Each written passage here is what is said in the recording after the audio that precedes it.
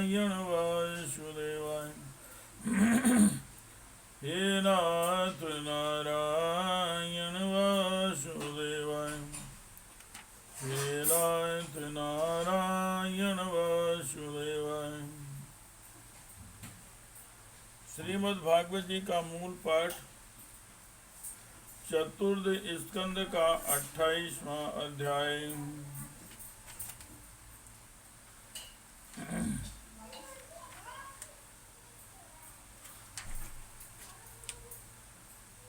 हे कृष्ण गोविंद हरे मुरारे, हे नाथ नारायण वासुदेवाय। सा व्यापकतया आत्मानं, सा व्यापकतया आत्मानं व्यतिरिक्ततया आत्मनि विद्वान् स्वप्न इवामर्ष साक्षिणं विरामः। साक्षान् भगवतोक्तिं गुरुणा हरिणा नृप, विशुद्ध ज्ञान दीपेन स्फुरता विश्वतो मुखम्। परे ब्रह्मणि चात्मानं, परे ब्रह्मणि चात्मानं परं ब्रह्म तथा आत्मनि वीक्षमाणो विहाय, वीक्षमाणो विहाय क्षममादुपरामहं, वीक्षमाणो विहाय क्षमस्मादुपरामहं।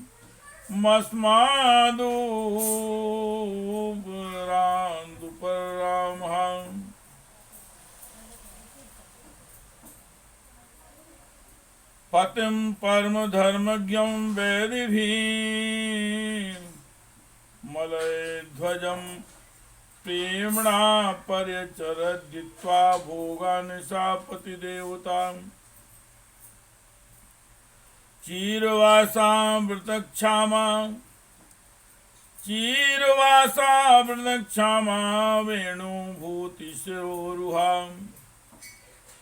बभावुपतिं शान्ता शिखा शान्तुमिमानिलम्। अजानति प्रियतम यदोपरतमन्गना, सुस्थिरासनमासाद्यं यथा पूर्वमुपाचरतु। यदा नोपलभूयतां घ्रावुष्माणं पत्युर्चति।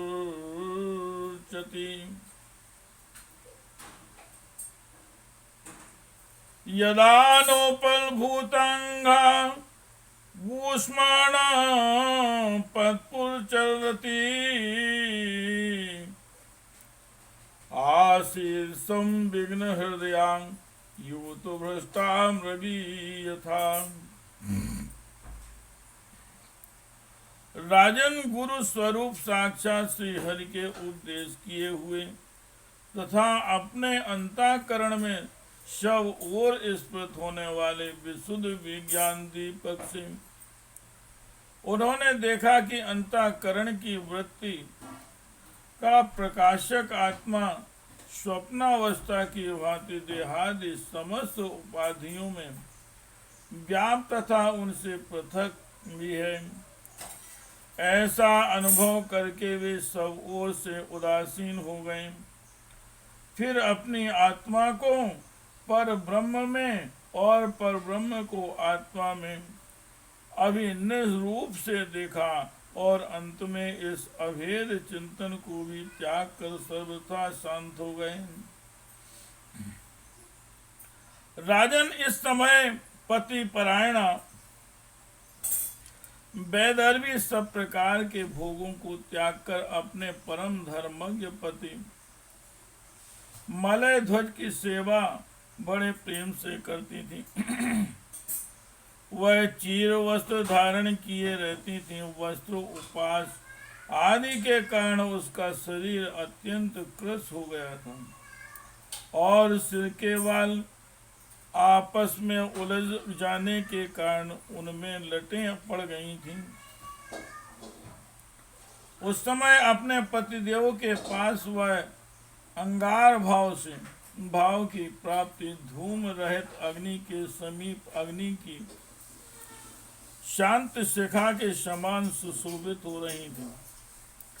उसके पति परलोक वासी हो चुके थे, परंतु पूर्ववत स्थिर आसन से विराजमान थे। इस रहस्य को न जानने के कारण वह उनके पास जाकर उनकी पूर्व सेवा करने लगी। चरण सेवा करते समय उसे अपने पति के चरणों में गर्मी बिल्कुल नहीं मालूम हुई। तब तो वह झुंड से बिछुड़ी हुई मृगी के समान चित्त में अत्यंत व्याकुल हो गई। हे कृष्ण गोविंद हरे मुरारे, हे नाथ नारायण वासुदेवाय, हे नाथ नारायण वासुदेवाय। आत्मानं सोचति दीनं बंधुं विक्लवाश्रुभिः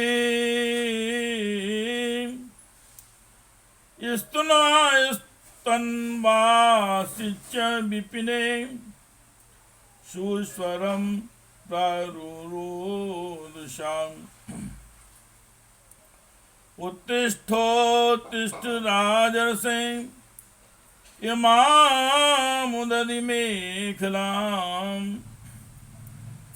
दस्युभ्यः शत्रुबन्धुभ्यो बिभ्यतिं पतुमर्हसि। एवं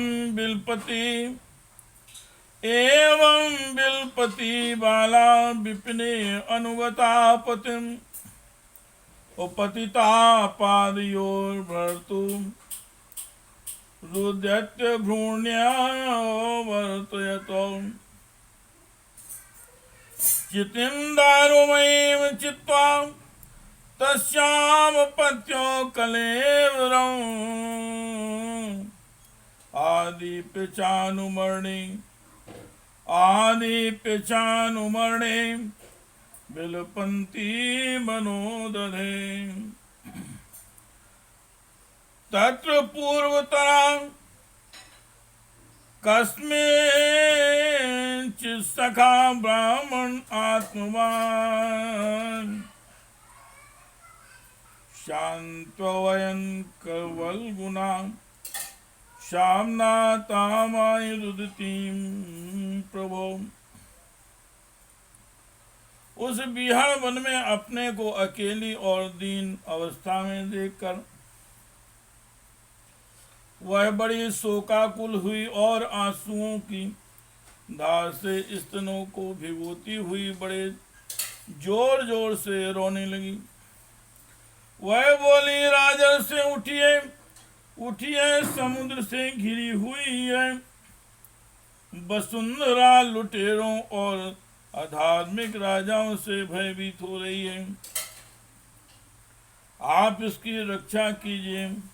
पति के साथ वन में गई हुई वह अबला इस प्रकार विलाप करती पति के चरणों में गिर गई और रो रो कर आंसू बहाने लगी। लकड़ियों की चिता बनाकर उसने उस पर पति का शव रखा और अग्नि लगाकर विलाप करते करते स्वयं सती होने का निश्चय किया। राजन, इसी समय उसका कोई पुराना मित्र एक आत्मज्ञानी ब्राह्मण वहां आया। उसने उससे रोती हुई अबला को मधुर वाणी से समझाते हुए कहा, हे कृष्ण गोविंद हरे मुरारे, हे नाथ नारायण वासुदेवाय, हे नाथ नारायण वासुदेवाय, हे नाथ नारायण वासुदेवाय। का तुम कस्यासि को वायं शयानो यस्य शोचसि जानासि किं सखायं मां येनाग्रे विचरथः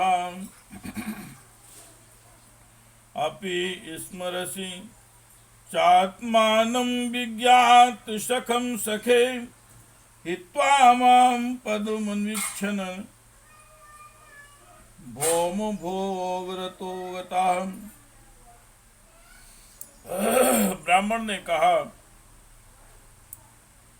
तू कौन है, किसकी पुत्री है और जिसके लिए तू शोक कर रही है वह यह सोया हुआ पुरुष कौन है? क्या तुम मुझे जानती है? मैं वही तेरा मित्र हूँ जिसके साथ तू पहले विचरा करती थी। सखे, क्या तुम्हें अपनी बात हे सखे, क्या तुम्हें अपनी याद आती है? किसी समय में तुम्हारा अभिज्ञात नामक सखा था। तुम पृथ्वी के भोग और भोगने के लिए निवास स्थान की खोज में मुझे छोड़कर चले गए थे। हे कृष्ण गोविंद हरे मुरारे, हे नाथ नारायण वासुदेवाय,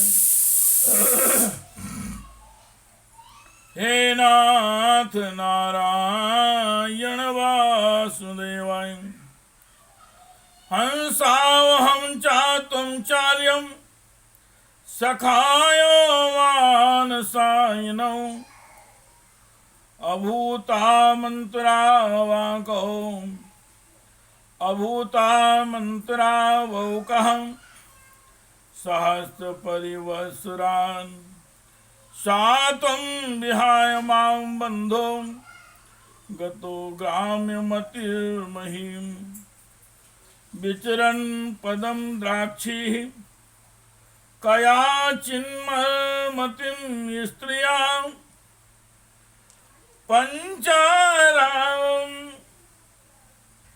नवद्वारमेकपालं त्रिकोष्टिकं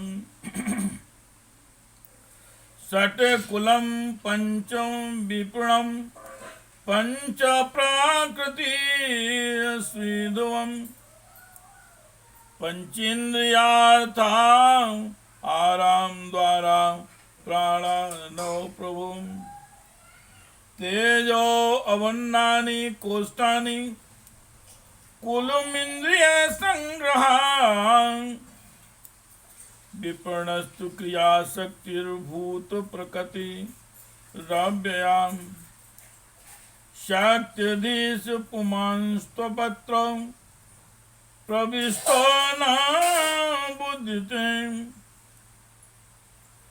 तस्मिस्त्वं रामयां स्पष्टो रामाणो आश्रुत स्मृतिः तत्संगादीदृशीं प्राप्तो दशां पापीयसीं प्रभो नातं विदर्भदुहिता नायं वीरा स्वहत्तव नापतिस्त्वं पुनञ्जनया रुद्धो नौ मुखे यया। आज पहले मैं और तुम एक दूसरे के मित्र मानस निवासी हंस थे। हम दोनों सहस्त्रों वर्षों तक बिना किसी निवास स्थान के ही रहे थे, किंतु मित्र तुम विषय भोगों की इच्छा से मुझे छोड़कर यहाँ पृथ्वी पर चले आए। यहाँ घूमते घूमते तुमने एक स्त्री का रचा हुआ स्थान देखा, उसमें 5 बगीचे और 9 दरवाजे, 1 द्वारपाल, 3 परकोटे, 6 वैश्य कुल और 5 बाजार थे। वह 5 उपादान कारणों से बना हुआ था और उसकी स्वामी एक स्त्री थी। महाराज, इंद्रियों के 5 विषय उसके बगीचे थे। 9 इंद्रिय छिद्र द्वार थे। तेज, जल और अन्न 3 परकोटे थे। मन और 5 ज्ञानेन्द्रियां 6 वैश्य कुल थे। क्रिया शक्ति रूप कर्मेंद्रियां ही बाजार थी। 5 भूत ही उसके कभी क्षीण न होने वाले उपादान कारण थे और बुद्धि शक्ति ही उसकी स्वामिनी थी। यह ऐसा नगर था जिसमें प्रवेश करने पर पुरुष ज्ञान शून्य हो जाता है, अपने स्वरूप को भूल जाता है। भाई, उस नगर में उसकी स्वामिनी फंदे में पड़कर उसके साथ विहार करते करते तुम भी अपने स्वरूप को भूल गए और उसी के संग में तुम्हारी यह दुर्दशा हुई। देखो, तुम ना तो विदर्भ राज की पुत्री हो,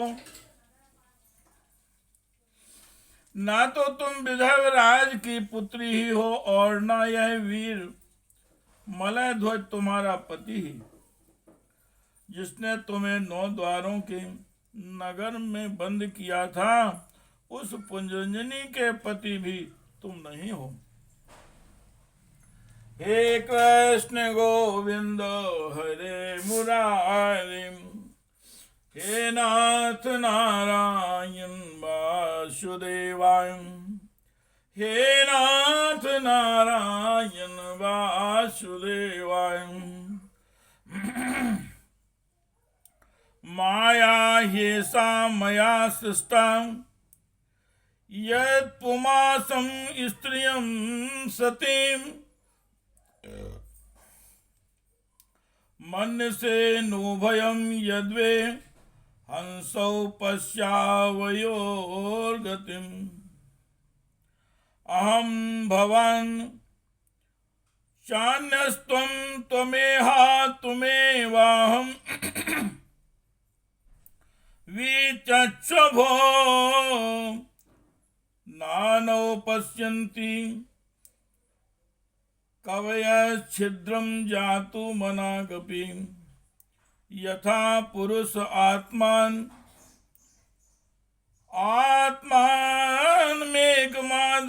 चक्षुषो द्विधा भूतमवेक्षेन् तथैवान्तरमावयोः। एवं सा मानसो हंसेन प्रतिबोधिता स्वस्थं व्यभिचारिणी नष्टामा पुनः स्मृतिम्। वहस्यमन्ये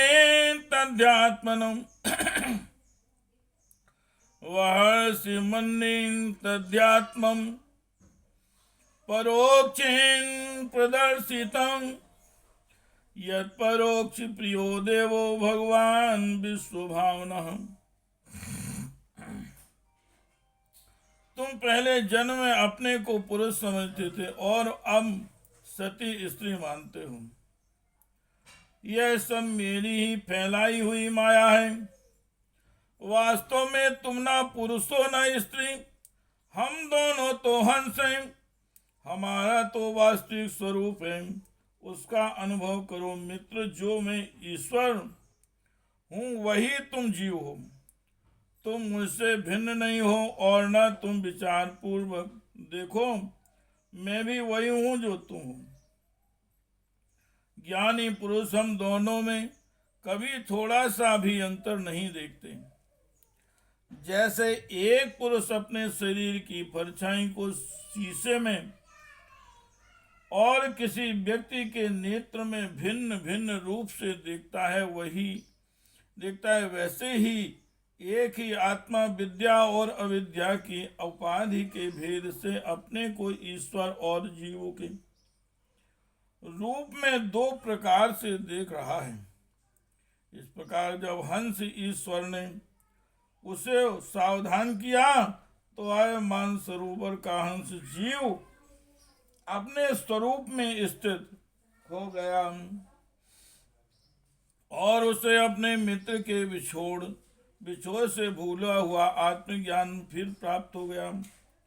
प्राचीन वाली मैंने तुम्हें परोक्ष रूप से यह आत्मज्ञान का दिग्दर्शन कराया है।